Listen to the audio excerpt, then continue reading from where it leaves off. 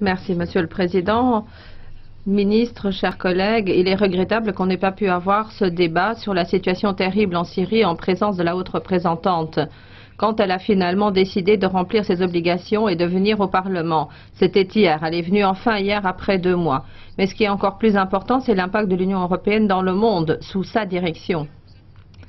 La haute représentante est au Kosovo aujourd'hui. Un pays qui nous rappelle depuis combien de temps peuvent durer les dégâts d'un conflit dans l'ex-Yougoslavie également. Là aussi, l'Union européenne a tardé à agir et l'histoire semble se répéter et c'est gênant. Pendant 2 ans, maintenant, la situation en Syrie traîne sans qu'il y ait d'action véritable de la communauté internationale, y compris de l'Union européenne. C'est honteux. C'est vraiment honteux vu les dizaines de milliers de personnes qui ont perdu leur vie.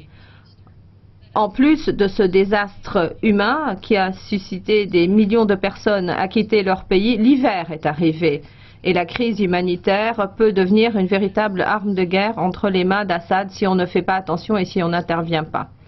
Récemment, Brahimi pour les Nations Unies, Burns pour les États-Unis et Bogdanov pour la Russie se sont réunis pour discuter de la situation en Syrie une fois de plus.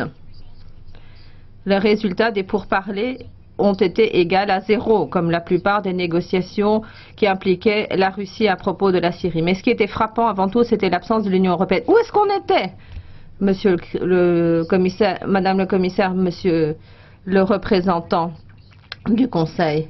Il faut absolument avoir une résolution des Nations Unies. Il faut absolument que l'aide arrive aux gens. Ce ne serait pas controversé.